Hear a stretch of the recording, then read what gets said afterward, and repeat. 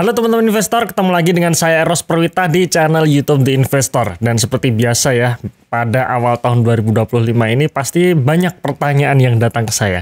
Kira-kira saham apa yang bisa berpotensi untuk menjadi saham pemenang di tahun 2025 sampai tahun 2026 nanti.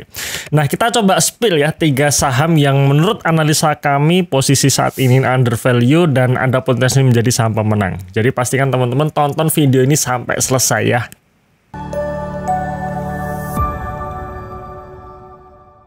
Oke, sebelum saya menyebutkan 3 saham yang kami maksud tersebut, pastikan teman-teman juga sudah download ebook kami ya, karena kami sudah menulis ebook yang kami beri judul The Investor Guidance ya, dimana ini adalah guidance buat teman-teman yang memang niatnya untuk investasi jangka panjang ya. Jadi sebelum kita membeli saham, kita harus punya mindset dulu yang benar. Seperti apa sih investasi jangka panjang itu? Nah, selengkapnya teman-teman bisa download ebooknya ya, linknya di dalam deskripsi berikut ini. Sebelum saya menyebutkan sahamnya, teman-teman harus pahami dulu bahwa ada berbagai macam tipe investor di bursa ini. Ada yang pertama seorang spekulator. Biasanya ini adalah jumlah yang paling besar, di mana mereka membeli saham tanpa tahu tujuannya, tanpa tahu analisanya. Pokoknya kalau saya beli saham A, mereka ikut beli misalkan ya. Kalau temennya beli saham B, mereka ikut beli. Kemudian habis itu bingung, kira-kira sahamnya mau diapain. Kalau harga sahamnya naik, bingung. Kalau harga sahamnya turun, bingung. Nah, itulah para spekulator ya, beli saham tanpa berdasarkan analisa. Dan pastikan ya teman-teman jangan jadi seorang spekulator. Jadi harus benar-benar diawali dengan analisa. Yang kedua ada tipe seorang scalper, di mana seorang scalper ini ibaratnya berkejaran dengan waktu. Biasanya melakukan trading intraday, beli pagi hari, mungkin siangnya sudah jual atau sorenya jual, atau paling paling lama bisa jadi sehari dijual ya. Beli hari ini besok langsung dijual ya, kira-kira seperti itu. Ada seorang trader yang dimana trader ini juga macam-macam ya. Ada swing trading ya, trading yang agak nyantai, di mana time horizonnya sekitar 1 mingguan ya. Beli hari Senin ya, mungkin kira-kira dijual 3 hari sampai 1 minggu ke depan ya, kira-kira seperti itu. Kemudian yang keempat ada tipe investor jangka panjang, di mana ketika dia membeli saham, ya sudah beli kemudian didiamkan saja. Dia tidak peduli dengan volatilitas market secara jangka pendeknya. Nah, dengan banyaknya tipe investor seperti itu, maka analisa yang dipakai pun berbeda, cara eksekusinya berbeda, acuan untuk beli dan jualnya juga berbeda. Nah, jadi sebelum kita membeli saham, pastikan dulu nih, kira-kira kita di tipe yang mana. Apakah kita seorang spekulator ya, ibaratnya ya kalau saya beli saham A, ikut beli saham A gitu. Habis itu harga sahamnya naik bingung, harga sahamnya turun juga bingung. Atau mungkin seorang nomor 2, di mana beli saham kemudian siangnya langsung jual gitu. Atau nomor 3 seorang trader yang biasanya dia memakai support resistance, atau seorang investor jangka panjang. Nah, kira-kira pertimbangannya apa nih? Kita mau pilih yang mana? Satu hal yang bisa dipertimbangkan adalah mengenai waktu. Kira-kira kita punya banyak waktu nggak untuk memantau perkembangan market setiap saat? Yang namanya market itu sangat dinamis. Hari ini dengan besok pasti berbeda. Hari ini naik, besok bisa saja turun. Nah, kita punya waktu nggak untuk memantau perkembangan seperti itu?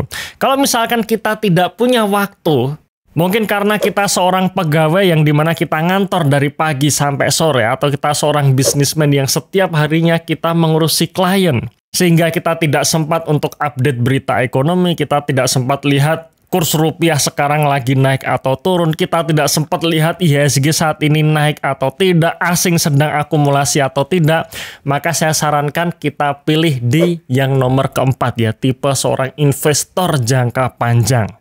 Oke, selanjutnya setelah kita memilih untuk menjadi seorang investor jangka panjang, karena saya pun adalah seorang investor jangka panjang ya, nah maka kita harus memahami salah satu rules-nya ya di bursa kita. Rules yang ini rules-nya tidak tertulis ya, bahkan tidak ada teori bisa dikatakan seperti itu, tapi rules ini bekerja sampai dari dulu sampai sekarang. Sejak saya join pertama kali di saham tahun 2011 sampai sekarang, rules ini masih berjalan. Yaitu bahwa dalam jangka pendek harga saham biasanya tertrigger oleh katalis, oleh sentimen. Jadi ketika sentimennya positif, harga sahamnya naik, IHSG naik, market euforia.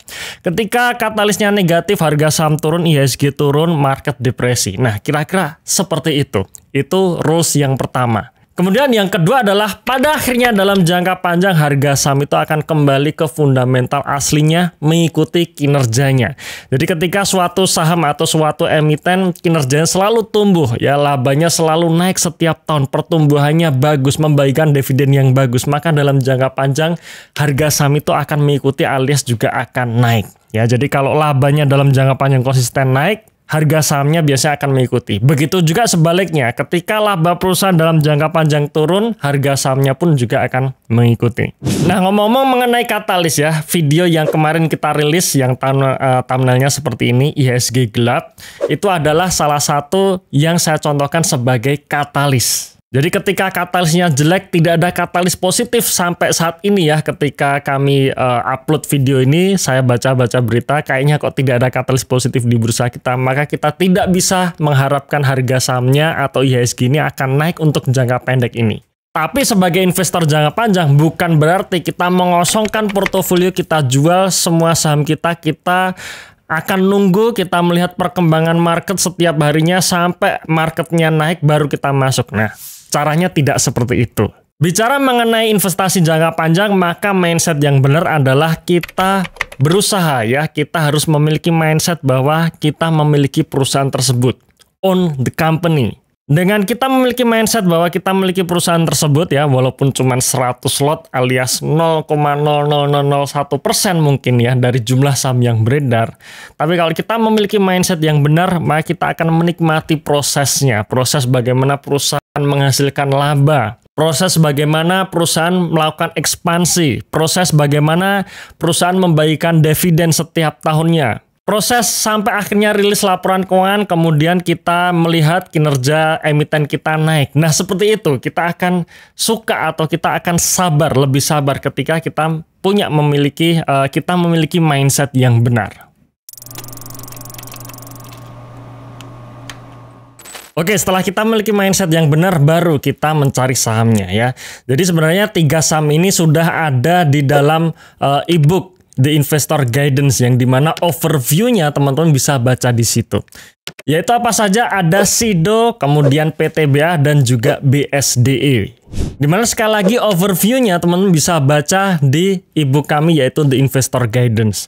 Nah, di sini apakah 3 saham tersebut benar-benar akan menjadi saham pemenang di tahun ini sampai tahun depan? Jawabannya ya belum tentu ya, tidak ada yang bisa menjamin. Saya tidak bisa menjamin, semua orang tidak bisa menjamin.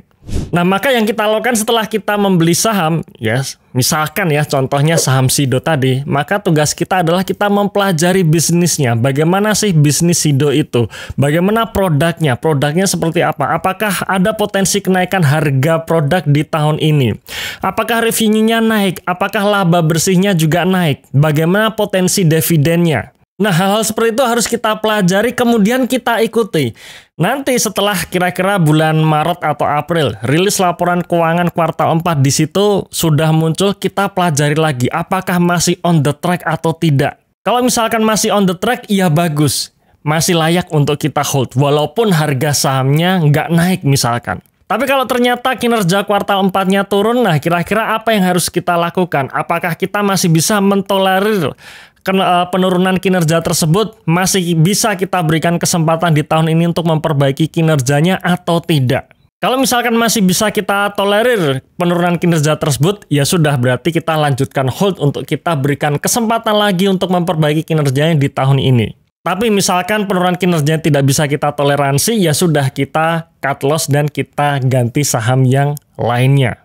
Dan tentu saja ketika kita menjadi investor jangka panjang, ya setelah beli sahamnya tidak langsung berharap bahwa nanti bulan depan harga sahamnya naik ya. Tidak seperti itu. Bisa jadi mungkin bulan depan harga sahamnya bisa saja turun.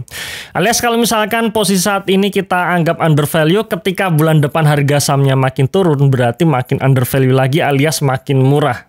Kalau misalkan suatu perusahaan yang kita anggap saat ini posisinya murah dan bulan depan dihargai lebih murah, apakah akan kita lepaskan?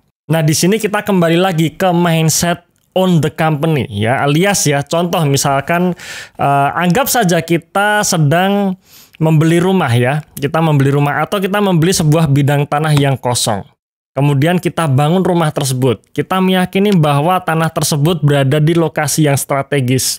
Kita beli anggap saja 100 meter persegi di harga sekitar ya 300 juta misalkan ya, di tengah-tengah kota Jogja misalkan ya.